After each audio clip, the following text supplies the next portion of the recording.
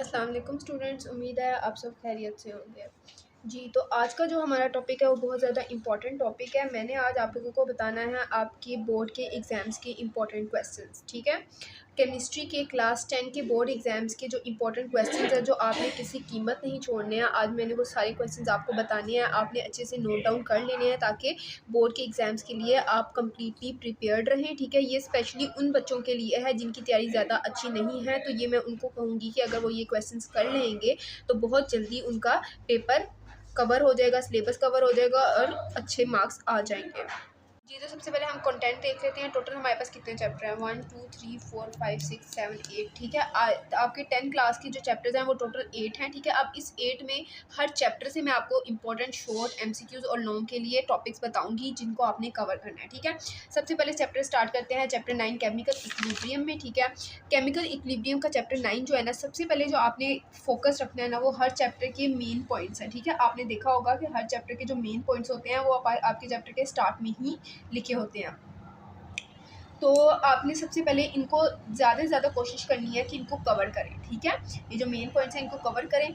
उसके अलावा जो इंपॉर्टेंट टॉपिक्स हैं उनका मैं आपको बता देती हूँ कि रिवर्सिबल और इरिवर्सिबल की डेफिनेशन आनी चाहिए। उसके अलावा ये जो तीन इक्वेशंस है ना, ये आपको फॉर एमसीक्यूज आनी चाहिए। इनकी वैल्यूज आ जाती हैं, कितना टेम्परेचर आ सकता है, क्या कैटलिस्ट है, क्या एटमॉस्फेरिक प्रेशर है, ठीक है। तो ये आपको पता होना चाहिए इन तीनों इक्वेशंस का। ये बहुत ज़्यादा इंपॉर्टेंट इक्वेशंस है फॉर एमसीक्यूज वाइज, ठीक है। ये आप लिख लें एमसीक्यूज। उसके बाद जो लॉन्ग के लिहाज से हमारे पास ज़्यादा इंपॉर्टेंट है वो है लॉ ऑफ मैस एक्शन, ठीक है। लॉ ऑफ मैस एक्शन जो होता है ये हमारे पास लॉन्ग के लिहाज से बहुत ज़्यादा इंपॉर्टेंट है, ये आपने ज़रूर करना है, ठीक है। अब ये लॉ ऑफ मैस एक्शन आपने लॉन्ग के लिहाज से कर लिया तो जैसे ही आपको समझ आएगा इस चैप्टर के जो न्यूमेरिकल्स हैं ना वो बहुत ज़्यादा इजी हैं, ठीक है। मतलब मैं कहूँगी इस पूरे बुक में अगर कोई इजी न्यूमेरिकल्स है ना तो वो इस चैप्टर के हैं, ठीक है। अगर वो आपने कर लिए तो एक तरह से आपको फ्री में मार्क्स मिल जाएंगे, ठीक है। और ये बहुत जल्दी इजीली आप समझ सकते हैं। मेरी इस पे वीडियोस ऑलरेडी बनी हुई हैं, उनको जाकर देखें, ठीक है, तो आपको समझ आ जाएगा। नेक्स्ट जो है हमारे पास है वो इम्पोर्टेंट शॉर्ट के लिहाज से कंडीशन फॉर इक्विलिब्रियम है, ठीक है। ये बहुत ज़्यादा इंपॉर्टेंट शॉर्ट है। उसके अलावा जो इक्विलिब्रियम कांस्टेंट का हमारे पास इंपॉर्टेंस है ये भी बहुत ज़्यादा इंपॉर्टेंट शॉर्ट है। और सबसे ज़्यादा जो इंपॉर्टेंट है ना इसमें ली चैटलियर प्रिंसिपल है, ठीक है। ली चैटलियर प्रिंसिपल बहुत बहुत ज़्यादा आता है। Laws of mass action, numericals और ली चैटलियर प्रिंसिपल और हमारे पास ways to recognise equilibrium constant, ठीक है। ये आपने बिल्कुल भी नहीं छोड़ने, किसी कीमत पे भी ये क्वेश्चन नहीं छोड़ने इस तरह के। जी, तो अभी चैप्टर एंड हो गया। उसके बाद आ जाता है हमारे पास एसिड बेसिस एंड सॉल्ट। इसमें ये टॉपिक्स, ये टेबल बना हुआ है, ये एमसीक्यूज के लिए इंपॉर्टेंट है। उसके अलावा ये जो हमारे पास 3 कॉन्सेप्ट है, आर्हीनियस के, ब्रोंस्टेड के, ये टेबल जो है ये आपका एमसीक्यूज के लिए है। उसके अलावा आर्हीनियस कॉन्सेप्ट, ब्रोंस्टेड लोरी कॉन्सेप्ट और लोइस कॉन्सेप्ट, ये आपके शॉर्ट के आ सकते हैं विद डेफिनेशन एंड एग्जाम्पल। आपको एक आनी चाहिए हमेशा। ये जो टेबल है ये भी एमसीक्यूज के लिए है आपके लिए। सेल्फ आयनाइजेशन ऑफ वाटर बहुत बहुत बहुत ज़्यादा इंपॉर्टेंट लॉन्ग है, ठीक है। बहुत ज़्यादा इजी है, आप इसको याद करें। अगर ये आपका पेपर में आ गया तो आपके लिए एक तरह से फ्री का मार्क्स है, ठीक है। ये बहुत ज़्यादा इंपॉर्टेंट है और बहुत ज़्यादा रिपीट भी होता है, रिपीटिंग क्वेश्चन है ये सबसे ज़्यादा बोर्ड का, ठीक है। इसमें KW जो होता है ये इसका पार्ट आता है, तो इसको मिस नहीं करना है। उसके अलावा जो हमारे पास यहाँ पर pH मैं आपको बता देती हूँ, ये ब्लीच का हो गया, अमोनिया सोल्यूशन का हो गया, प्योर वाटर का हो गया, लेमन सोल्यूशन का हो गया। इनको आपने याद कर लेने हैं, ये MCQs के लिए इंपॉर्टेंट है। और ये जो टेबल है ना ये बना हुआ है इंपॉर्टेंट इन्फॉर्मेशन वाला, ये भी एमसीक्यूज के लिए अक्सर आता है, तो इसको भी याद कर लीजिएगा। उसके अलावा जो हमारे पास मेजरमेंट ऑफ पीएच है ना, इसमें सबसे ज़्यादा इंपॉर्टेंस ये लिटमस पेपर वाला आता है, ये ज़रूर याद करना है, इसको मिस आउट नहीं करना आपने। और ये जो टेबल आपका बना हुआ है ना ये बहुत ज़्यादा इंपॉर्टेंट टेबल है फॉर एमसीक्यूज, ठीक है। तो इसको आपने बिल्कुल भी नहीं छोड़ना है, इसको आप याद कर लेंगे, आपके एमसीक्यू ज़रूर होगा। उसके अलावा जो एक साइड बॉक्स शॉर्ट के लिए इंपॉर्टेंट है ना वो है इचिंग वाला, ये बहुत ज़्यादा रिपीटिंग क्वेश्चन है बोर्ड का, तो इसको आप लोगों ने बिल्कुल भी नहीं छोड़ना, कोशिश करें, इजी भी है, अच्छे से हो जाएगा। उसके अलावा सॉल्ट एसिड इतनी ज़्यादा इंपॉर्टेंट नहीं है, जस्ट एमसीक्यूज के लिए ऊपर से पढ़ लीजिएगा ताकि कोई एमसीक्यूज आए तो आपको आता हो। इसमें जो सबसे ज़्यादा इंपॉर्टेंट है वो है मेथड्स हैं, ठीक है। मेथड्स लॉन्ग के तौर पे आता है, इजी भी है, आप अच्छे से याद कर लोगे। यूजेस ऑफ सॉल्ट जी, तो ऑर्गेनिक केमिस्ट्री का अब आ जाता है। ऑर्गेनिक केमिस्ट्री में जो सबसे ज़्यादा इंपॉर्टेंट है वो आइसोमेरिज्म और इसकी डेफिनेशन और एग्जांपल्स, ठीक है। अक्सर आ जाते हैं कि पेंटेन के आइसोमर्स बनाए, ब्यूटेन के आइसोमर्स बनाए, तो ये आपको बनाने आने चाहिए। इसमें जो लॉन्ग के लिहाज से इंपॉर्टेंट है वो 3 है, ठीक है। सबसे पहले general characteristics of organic compounds आ जाता है। उसके बाद आपके पास आ जाता है यूजेस ऑफ ऑर्गेनिक कंपाउंड्स और उसके एंड में आ जाता है फंक्शनल ग्रुप्स, ठीक है। ये 3 जो टॉपिक्स है ना, ये इस चैप्टर के बहुत ज़्यादा इंपॉर्टेंट है। उसके अलावा जो है ना, ये हल्के फुल्के आप एक बार पढ़ भी लोगे तो इजीली आपको आ जाएंगे, ठीक है। सबसे ज़्यादा इसकी क्लासिफिकेशन शॉर्ट में आती है, वरना कोई ऐसे इतना शॉर्ट इसमें से नहीं आता। ये 3 लॉन्ग है और एक ये वाला शॉर्ट क्लासिफिकेशन में आ जाएगा।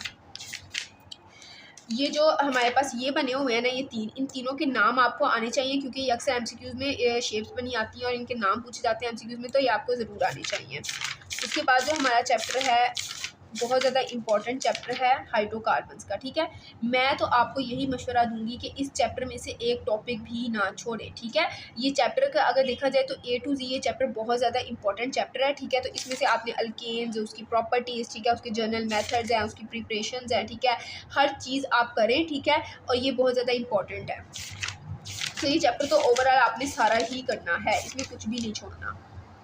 अब आ गया बायोकेमिस्ट्री वाला चैप्टर। बायोकेमिस्ट्री वाले चैप्टर के स्टार्ट में लें तो हमारे सबसे पहले आपको आना चाहिए ग्लूकोज और फ्रक्टोज का ये स्ट्रक्चर बनाना, ठीक है। ये शॉर्ट में बहुत ज़्यादा आता है, ठीक है। मतलब हर एक, मैं कहती हूँ कि आप अगर बात करो तो ये हर साल एक बार तो ज़रूर आता होगा, ठीक है। तो ये बहुत ज़्यादा इंपॉर्टेंट है, आपने इसकी अच्छे से प्रैक्टिस करनी है। मोनो, ओलिगो और पॉलीसेक्राइड को आप ऊपर से जस्ट पढ़ भी लो तो ठीक है, आ जाएगा, कभी कभार ही आता है, ठीक है। उसके अलावा सोर्सेज और यूजेज है, ये भी आप जर्नल बातें लिखी हुई हैं, आप एक बार पढ़ लोगे तो आपको अच्छे से आप लिख सकते हो, ठीक है। ये ऐसे बहुत ज़्यादा इंपॉर्टेंट भी नहीं है और अनइम्पॉर्टेंट भी नहीं है, ठीक है। दरमियानी चीज़ है कि अच्छे से पढ़ लो ताकि आप लिख सको। बेसिकली मैं ये उन बच्चों के लिए बता रही हूँ जिनकी तैयारी अच्छी नहीं है बोर्ड एग्जाम्स के लिए, तो वो लास्ट मोमेंट में अब तैयारी कर सकते हैं, तो वो किस तरह कर सकते हैं, ठीक है। इसी तरह प्रोटीन का आ गया। प्रोटीन में जो होता है वो ज़्यादा इंपॉर्टेंट सोर्सेज और यूजेस ही हैं, ठीक है। या फिर आपको ये स्ट्रक्चर बनाना आना चाहिए। इसमें जो ये डाईपेप्टाइड पेप्टाइड बॉन्ड है ना, इसके बारे में डेफिनेशन आ जाती है, या फिर सोर्सेज एंड यूजेस आ जाते हैं, ठीक है। फिर उसके बाद हमारे पास जो आता है लिपिड्स आता है। लिपिड्स कि ये जो ये टेबल है ना, ये आपने एमसीक्यूज़ के लिए ज़रूर याद करना है, बहुत ज़्यादा इंपॉर्टेंट है। इसमें से अक्सर 2 से 3 एमसीक्यूज़ ज़रूर आते हैं, ठीक है। इसमें भी लिपिड्स में भी सोर्सेज एंड यूजेस लिपिड्स के मस्ट करने हैं, ठीक है। ये आपने हाइड्रोजिनेशन वाला जो है वो करना है। Deoxyribonucleic acid and ribonucleic acid जो है ना, इसका डिफरेंस आपको आना चाहिए, बहुत ज़्यादा इंपॉर्टेंट है। वाइटामिन का मैं अगर आपको कहूँ तो जस्ट आप ये टेबल ही कर लो तो आपका ये कवर हो जाएगा, ठीक है जी। तो इन्वायरमेंटल केमिस्ट्री में से अगर देखें तो सबसे ज़्यादा जो इंपॉर्टेंट है वो एमसीक्यूज़ वाइज ये हैं जो मैंने आपको टिक किए हुए हैं, ऑक्सीजन, नाइट्रोजन, हाइड्रोजन और कार्बन डाइऑक्साइड, ठीक है। ये एमसीक्यूज़ के लिए इंपॉर्टेंट है, इनकी वैल्यूज़ को याद कर लीजिएगा। उसके बाद जो हमारे पास है इस चैप्टर के लॉन्ग के लिहाज से वो ट्रोपोस्फेयर, स्ट्रेटोस्फेयर, मीजोस्फेयर और थर्मोस्फेयर है, ठीक है। ये बहुत ज़्यादा इंपॉर्टेंट है, ये शॉर्ट में और लॉन्ग में हर तरह से आता है, ठीक है। तो इसको अच्छे से करना है। उसके बाद हमारे पास है पोल्यूटेंट्स का मैं आपको यही कहूँगी कि ये इजी लिखे हुए हैं, ठीक है, और इम्पॉर्टेंट भी हैं, आते हैं अक्सर, तो कोशिश करें कि इनको ज़्यादा से ज़्यादा अच्छी तरीके से आप कर लें जी। तो ये ऑक्साइड्स वगैरह के बारे में आपने ज़रूर पढ़ना है, पोल्यूटेंट्स के बारे में। उसके बाद सोर्सेज ऑफ एयर पोल्यूशन इतनी ज़्यादा नहीं है, जैसे एक बार पढ़ लेंगे तो आपको आ जाएगा। ये टेबल इंपॉर्टेंट है, इसको आपने ज़रूर करना है। ग्लोबल वार्मिंग के जो आपके इफ़ेक्ट्स हैं ना, ठीक है, ये आपने पढ़ने हैं कि ग्लोबल वार्मिंग कंटिन्यू होगी तो क्या होगा, ठीक है। एसिड रेन और इसके इफ़ेक्ट्स आपने जो ये हमारे पास है ये वाला पोर्शन, ये जस्ट इंपॉर्टेंट है, वैसे इतना ज़्यादा इंपॉर्टेंट नहीं है, जस्ट ये पोर्शन आता है आपके पास। ओजोन लेयर का देखा जाए तो ये लॉन्ग के लिहाज से बहुत ज़्यादा इंपॉर्टेंट है, इसको आपने अच्छे से करना है ओजोन के बारे में, ठीक है, ये सारा। उसके बाद जो नेक्स्ट चैप्टर है वो है हमारे पास इन्वायरमेंटल केमिस्ट्री, ठीक है। इन्वायरमेंटल केमिस्ट्री में वाटर की अगर बात की जाए तो प्रॉपर्टीज़ ऑफ वाटर अच्छी है, इंपॉर्टेंट है, आप कर लेंगे तो आपका इजी है, जो आप लोगों ने शुरू से पढ़ा हुआ है वही चीज़ें हैं, ठीक है, तो ये हो जाएगा। उसके बाद जो सबसे ज़्यादा इसमें चीज़ें इंपॉर्टेंट है ना, वो है मेथड ऑफ रिमूविंग हार्डनेस, ठीक है।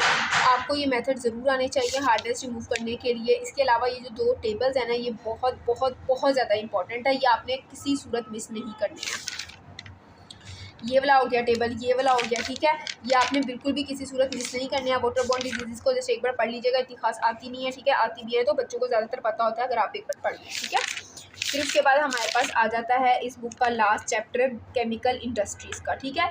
केमिकल इंडस्ट्रीज़ के बारे में बात करें तो हमारे पास जो सबसे ज़्यादा इंपॉर्टेंट टॉपिक्स हैं ना, वो है एक्सट्रैक्शन ऑफ मेटल्स के ये सारे प्रोसेसेस, ठीक है, कि ये कैसा होता है। उसके अलावा साइक्लोन सेपरेशन हमारे लिए इंपॉर्टेंट है। सॉल्वे प्रोसेस बहुत ज़्यादा इंपॉर्टेंट है, इसका मैं आपको बताती हूँ। सॉल्वे प्रोसेस का क्या है कि आप यहाँ से ये टेबल रीड कर लो, ठीक है, इससे फ्लो चार्ट को समझ लो। आप इस फ्लो चार्ट को समझ लोगे तो आप पूरा का पूरा सर्विस प्रोसेस का जो लॉन्ग है ना बहुत अच्छे से कर लोगे, ठीक है। उसके बाद है यूरिया। यूरिया के जो ये रॉ मटेरियल्स वाला सारा टॉपिक है ना, ये वाला इस लिहाज से इंपॉर्टेंट है। उसके बाद आ जाता है पेट्रोलियम इंडस्ट्री। ऐसे जितने ज़्यादा इंपॉर्टेंट नहीं है, जस्ट आप एक बार रीड कर लो, अगर कुछ आ गया तो आप लिख सकते हो, ठीक है। तो हमारी केमिस्ट्री की जो 10th क्लास की बुक है वो ख़त्म हो गई है, ठीक है। मैंने इसमें तमाम इंपॉर्टेंट टॉपिक्स आपको बता दिए हैं। कोशिश करें कि इन सब को कवर करें। इनके अलावा अगर कोई भी आपको मुश्किल पेश आती है तो मुझे बताएं, मैं उसको रिजॉल्व कर दूँगी, ठीक है। ज़्यादा से ज़्यादा मेरे चैनल को सब्सक्राइब करें ताकि हर नई आने वाली वीडियो आपको मिलती रहे। आज के लिए अल्लाह हाफिज़।